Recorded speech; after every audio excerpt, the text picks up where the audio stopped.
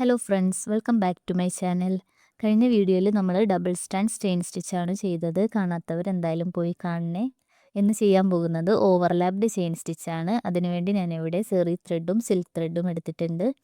Overlapped chain stitch ചെയ്യാൻ എപ്പോഴും 2 different colours എടുക്കുന്നതാണ് നല്ലത്.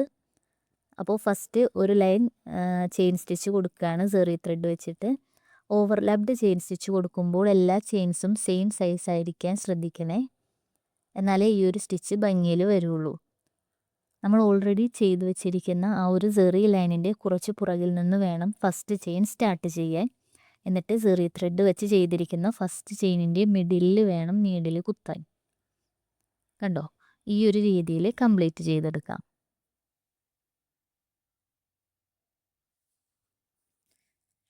താഴെ കൊടുത്തിരിക്കുന്ന ചെയിൻസിനെ ഓവർലാപ്പായി നെക്സ്റ്റ് ചെയിൻ സ്റ്റിച്ച് വരുന്നത് കൊണ്ടാണ് ഓവർലാപ്ഡ് ചെയിൻ സ്റ്റിച്ച് എന്ന് പറയുന്നത്.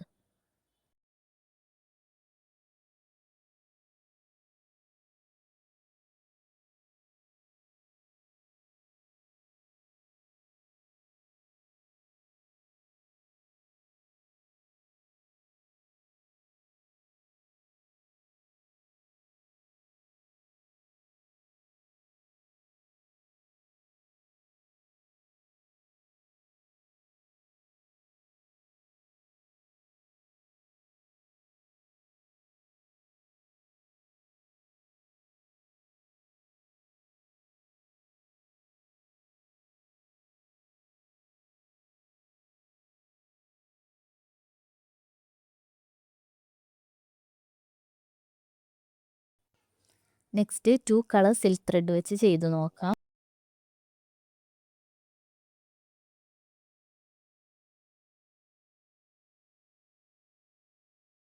ഒരു ലൈൻ ചെയിൻ സ്റ്റിച്ച് കൊടുക്കാം. അടുത്തത്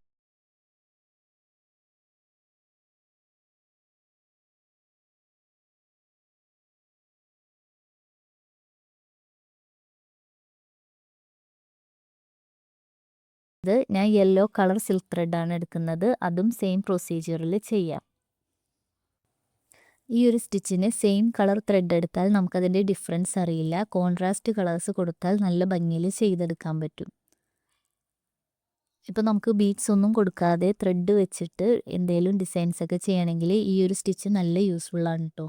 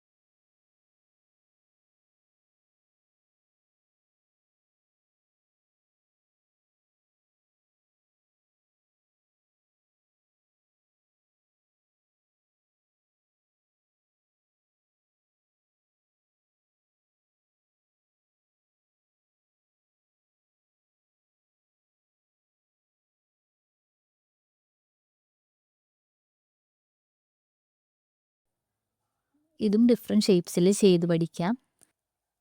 അപ്പോൾ വീഡിയോ മനസ്സിലായെന്ന് വിചാരിക്കുന്നു. എന്തെങ്കിലും ഡൗട്ട്സ് ഉണ്ടെങ്കിൽ കമൻറ്റ് സെക്ഷനിൽ ചോദിക്കാം. നമ്മുടെ വീഡിയോ ഇഷ്ടമായെങ്കിൽ ലൈക്ക് ചെയ്യാനും ഷെയർ ചെയ്യാനും മറക്കല്ലേ. കൂടെ നമ്മുടെ ചാനലൊന്ന് സബ്സ്ക്രൈബ് ചെയ്ത് സപ്പോർട്ട് ചെയ്യണേ. അപ്പോൾ നെക്സ്റ്റ് വീഡിയോയിൽ കാണാം. Thanks for watching.